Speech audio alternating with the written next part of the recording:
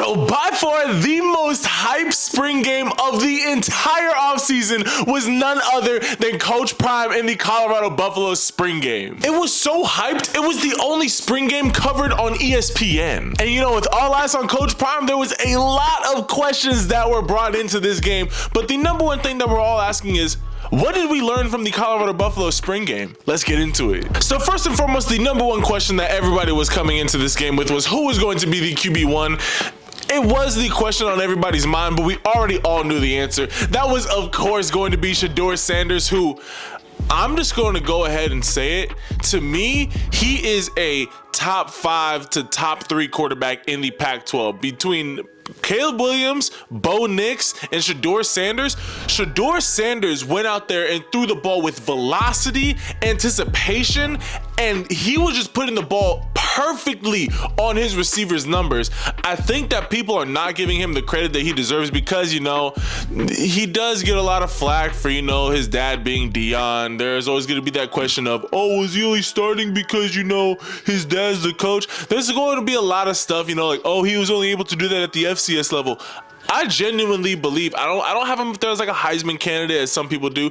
I do think that either if he ends up deciding to go to the draft this year or if he stays another 2 seasons at Colorado, he will be at bare minimum day 2 recruit at the quarterback position. Between he has above average mobility, but it's the arm talent. He gets the ball out quickly and he puts velocity on that ball. He throws a high level college ball and he's very, very accurate. Sheeur Sanders is going to be one of the best quarterbacks in the Pac-12 and one of the top 15, 20 quarterbacks in all of college football by the end of this season. Another question that everybody had, it wasn't necessarily a question, but we just really wanted to see what type of progression that Travis Hunter had going into his second year of college football. You know, his first year at Jackson State, everything was looking really good. He was making a lot of plays on both offense and defense. And so we're excited to see, okay, what does he look like against true D1 competition? Has he gotten better? Has he gotten any bigger?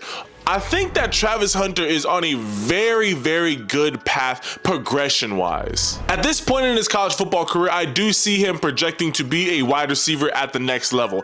I do think that he has elite cornerback talent. I mean, he only gave up 1 pass. It was a touchdown pass, but when you look back at the tape, he got ran into by another corner, so it wasn't even his fault. He was playing great coverage underneath. It was just misfortune, really. But overall, Travis Hunter to me looks to be the Colorado Buffaloes' #1 wide receiver. They're going to target him early and often. He is that perfect mix of the guy who can run the slants, the drags, all of the underneath routes that are going to get you those quick 5-6 yards. But then he also has that deep threat capability to be able to go take the top off the defense, be able to threaten the second level, and be that 20-25 yard per catch wide receiver for the Colorado Buffaloes. At first, I was worried that the Colorado Buffaloes were only targeting Travis Hunter. It really did seem like, obviously, you know, Coach Prime knows how to put on a show. He knows how to get people hyped. So he was going to have people go out there and, you know, who do they want to see? They want to see Sheeur throw to Travis. It's as simple as that. That's why butts are in seats, is because of those 2 players primarily. So they go out there, they get some plays to get the ball in Travis's hands early, but after that, my guy Montana Lemonious-Craig went out there and had himself a day. I believe he caught 2 touchdown passes, well over 100 yards receiving. He was the Colorado Buffaloes' leading receiver last year. There are going to be certain players that were playing for Colorado this season before that stayed and are going to be starters this upcoming season that are going to reap the dividends of Coach Prime's coaching. Montana Lemonious-Craig might be one of the best kept secrets in the Pac-12. Like, Colorado lost Brendan Rice to USC last season, so there was a big void in the receiver room, and Montana Lemonious-Craig didn't really have anybody to throw to him last season. Now, he's got Sheeur Sanders, and he's got great backup receivers who are going to be there for a while as well. I don't know, I believe that Montana is a junior. I'm not 100% sure about that, but I know that he obviously he's been there for at least a year. he and Travis Hunter are going to be a phenomenal pairing at wide receiver, not even including the fact that they have a bunch of freshman guys that are coming in that are going to be making immediate impacts. Coach Prime was saying it all game. Hey, we don't have a lot of the freshmen here on the team that are going to be immediate starters because, I mean, Colorado was literally one of the worst teams in major D1 football last year. So, yes, a lot of high school seniors who are now college freshmen, they are going to be better than 99% of the team that they're bringing in. So the Colorado Buffaloes are just simply going to be stacked on that offensive side of the ball. Switching gears a little bit, I want to focus on the offense as a whole. I believe that Colorado is going to have one of the most efficient offenses in the Pac-12. The way that they're able to move the ball effectively through the air with Sheeur and that arsenal of wide receivers that just the receivers that he had in this spring game, but not even to include the receivers that he's about to get after the freshmen get there. He's going to have plenty of targets to throw to. He's going to be getting an upgrade from his receiving core at Jackson State, and we saw the numbers that he put up at Jackson State. So I can only imagine what Sheeur is going to do in his first year for the Colorado Buffaloes. I think that he is going to do phenomenally. He processes the game extremely well.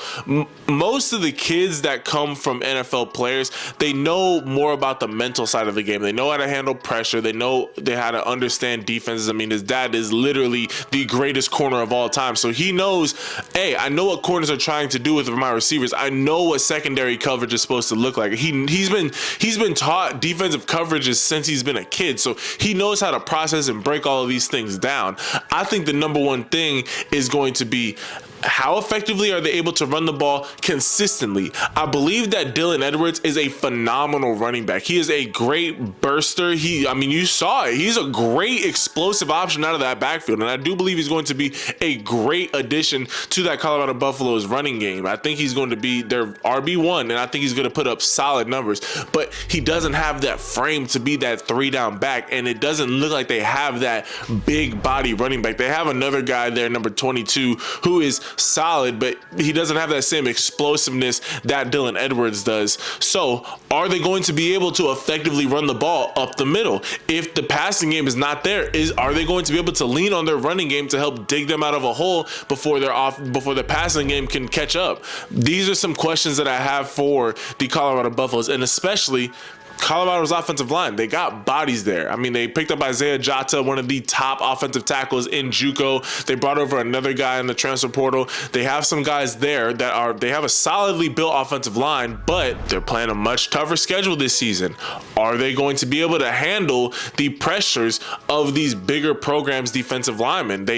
That is a major question that the Colorado Buffaloes are going to have to face for that offensive line. But if Colorado's offensive line is able to give Sheeur Sanders just the standard amount of time that every other D1 quarterback gets, Sheeur Sanders is going to pick defenses apart. He flat out is one of the most efficient and technically sound quarterbacks, not only in the Pac-12, but in all of college football. And now I want to talk about some of the negative things that we saw, and it was almost exclusively all from the defensive side of the ball. I want to quickly touch on the special teams. Special teams is going to need to improve. You cannot have multiple blocked kicks, and you cannot be missing field goals at the rate that they were. There's just going to be a lot of questions that need to be answered on the special teams because, I mean, we saw it from what was at the 08 Chargers, had the number one offense, the number one defense, and had the worst special teams and missed the playoffs. Like, special teams is a lot bigger than most people give credit to. So the Colorado Buffaloes are going to need to clean up their special teams. But the defense was very lacking. You saw multiple big shot plays where wide receivers were wide open simply because defenders were just missing their assignments. They were not reading coverages right. They were not bailing to the right zones. They weren't covering the right receivers. The Colorado Buffaloes secondary is going to really need to lock down. The Pac-12 is one of the most, if not the most pass-happy conferences in all of college football. You need to have a secondary that can tighten down and really clamp down on receivers. What is Colorado going to do when they face USC? What are they going to do when they face Oregon? Or what about Utah? There are so many. What about Washington? Like, there's so many top passing teams in the Pac-12, and Colorado's offense they're going to live and die by their offense, but that doesn't mean that their defense can just go out there and give up 28, 35 points a game. They need to be able to keep it within that 14 to 21 points a game on that defensive side of the ball. I know that's more of an elite defense, but that's what they need. Another problem that I personally believe that Colorado is going to have, primarily for this first year, I think that Coach Prime is doing a great job of recruiting defensive linemen in the 2024 and 2025 class. I still think that Colorado looks a little bit small in that defensive line. And the big guys that they do have, they have only one or two of them. They don't have a lot of depth. Every single other top major D1 program in the country not only has big guys on that defensive line, but they have depth at that position. They have a bunch of 6'5", 250, 260 guys, not just a guy who's 240, 220, or 6'4", 220, or 6'5", 230. No, they have multiple guys that are that big and that explosive. That is something that Colorado does not have right now. Again, like I said, Coach Prime is doing a great job of recruiting these guys in the 2024 and 2025 class. They're also bringing over some guys in the 2023 class. However, they're just not there yet. And defensive line is almost the last position I want to be putting a true freshman in, simply because the difference between an 18, 19-year-old strength and a 20, 22-year-old strength is vast. So we'll see, but I think that Colorado has a lot of questions still to answer on that defensive side of the ball. There was too many mental errors in the secondary, and I question the size and also the depth of that Colorado Buffaloes defensive line. I still think that they have a lot of questions that they have to answer with that, but that offense is going to be nice. Regardless, that offense is going to be nice. It will also be very interesting to see how much defense will Travis Hunter be playing. I honestly believe if Colorado's secondary is giving up that many mental errors, being able to throw a guy like Travis Hunter on those very obvious passing situations, on the 3rd and 10s, on the 3rd and longs, like 2nd and 15s, when you know that the likelihood of a team passing is sky high, being able to throw Travis Hunter in that secondary and pretty much lock down a team's wide receiver one is a very big weapon. I mean, just imagine being able to have a starting corner, your primary corner, be able to follow a team's wide receiver one, and then when you really need to lock down, you could slide him over to the wide receiver two and then put Travis on that wide receiver one and still get that same, if not better, lockdown capabilities. I think that's going to be the number one thing that is going to be exciting to see, is what is the secondary situation going to look like for the Colorado Buffaloes, and how much is Travis Hunter going to be playing in that secondary, and what will his role be as well? Don't forget, Cormani McClain is still not on campus yet, and with the way that secondary looked, it looks like he might be immediately starting. So we might see Cormani McClain and Travis Hunter locking down both sides of the ball. That would be a very, very interesting thing to see.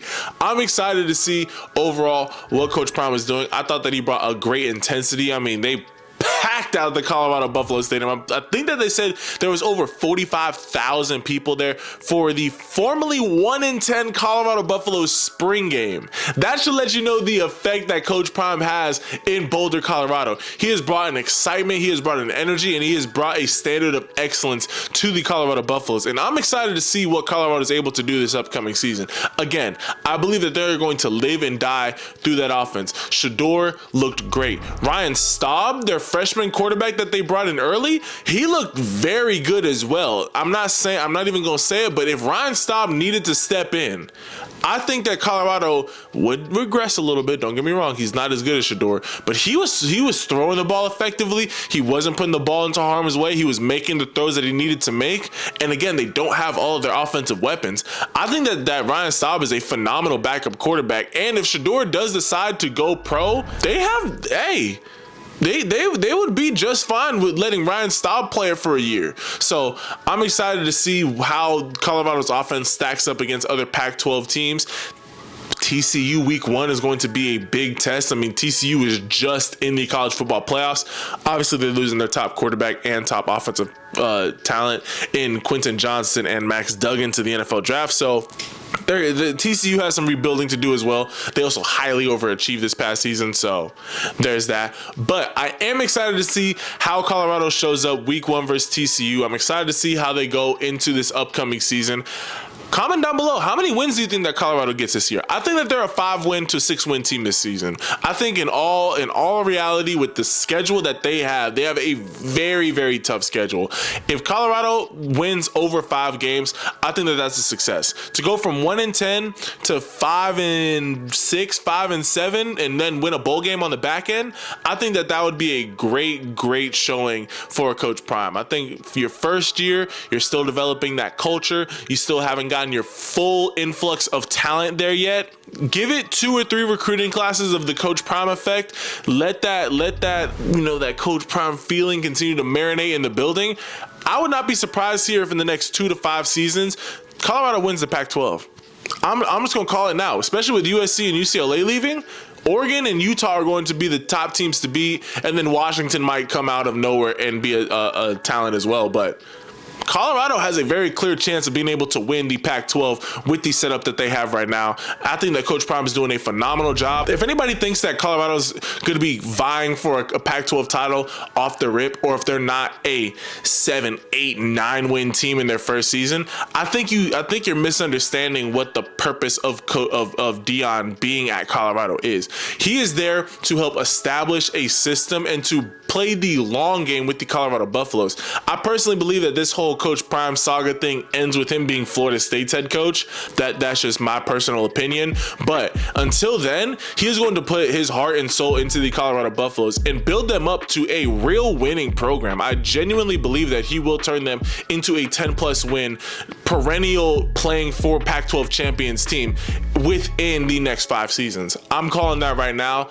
I'm excited to see what he's been doing. He's brought in a great coaching staff. He's brought in a great influx of talent, and that talent's only going to keep on getting better the longer that Coach Prime is there and the more games that they win.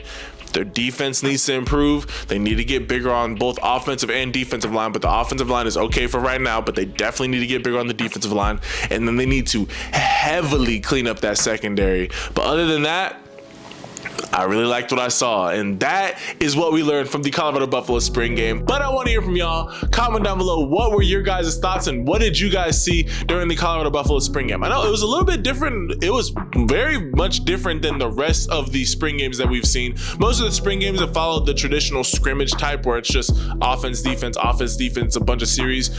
Colorado broke it up into, they had individuals, they had skeletons, they had the skeleton where it's pretty much a 7-on-7 offensive line, defensive line, and then wide receivers versus secondary. They had a lot of different things going on, and they were running kickoffs a little bit different. Overall, Coach Prime was going to do something different when it came to the spring game, so it was a much different look than all the other spring games. But I thought that we got to see a lot of great things. We got to see Sheeur throw a lot of great passes. We got to see that offense really shine. Sadly, it was in the face of the defense not playing well, but I do believe that Colorado, good things are in store. So comment down below, what are you guys' thoughts? Leave this video a like and turn on your notifications after you hit that subscribe button so you never miss any of the fire videos that we drop on the channel. I love and appreciate all y'all, and I will catch you guys in the next video. Ciao.